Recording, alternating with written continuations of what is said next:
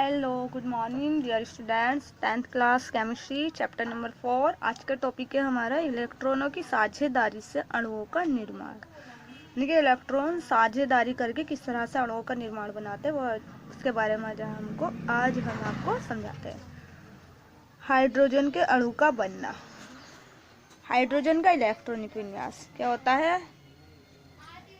Electronic विन्यास तभी निकलेगा यदि आपके एटॉमिक नंबर यानी कि परमाणु क्रमांक याद होगा। तो हाइड्रोजन का परमाणु क्रमांक क्या होता है? 1। तो इसका इलेक्ट्रॉनिक विन्यास क्या हुआ? 1।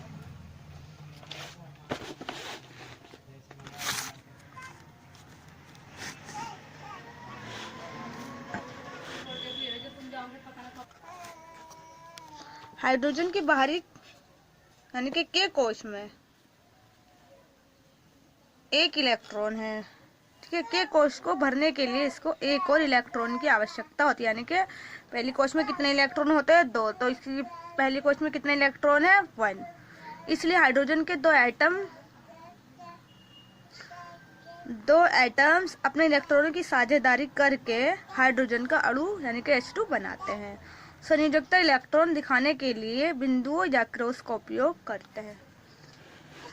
वैसे हाइड्रोजन का एक एटम होगा तो इसकी बाहरी कोश में कितने इलेक्ट्रॉन है? 1। इसकी में भी 1 है। अब क्या होता है, ये आपस में साझा कर लेते हैं।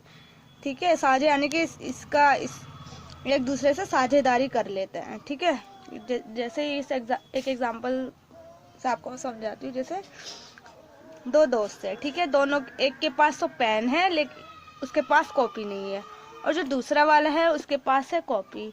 तो ये क्या करते हैं, एक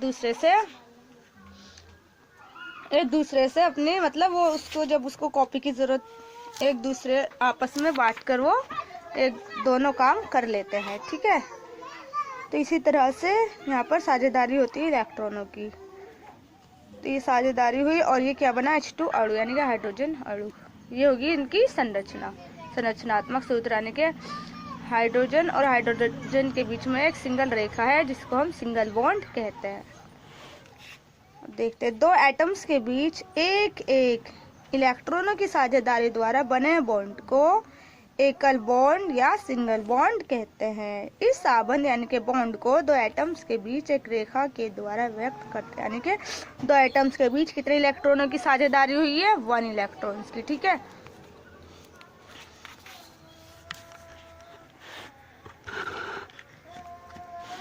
आगे देखते हैं ऑक्सीजन के अणु का बनना।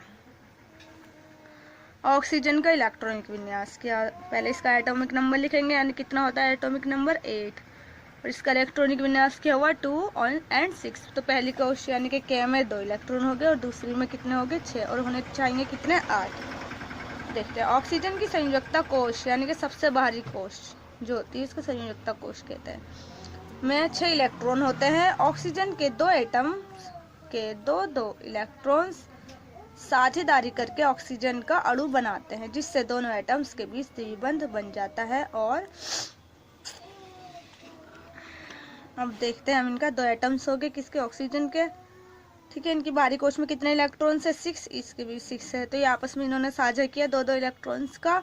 इस प्रकार से ऑक्सीजन अणु बना। और ये होगी ऑक्सीजन की संरचनात्मक सूत्र। जब इन्होंने दो इलेक्ट्रॉन्स की साझेदारी की तो डबल बॉन्ड आएगा दोनों एटम्स के बीच में। ठीक है, अब देखते हैं डबल बॉन्ड यानी कि द्विबंध क्या होता है। दो एटम्स के बीच दो इलेक्ट्रॉन्स की साझेदारी द्वारा बने बॉन्ड को द्विबंध या डबल बॉन्ड कहते हैं। इसे दो रेखा यानी कि डबल बॉन्ड से व्यक्त करते हैं। Okay, thank you.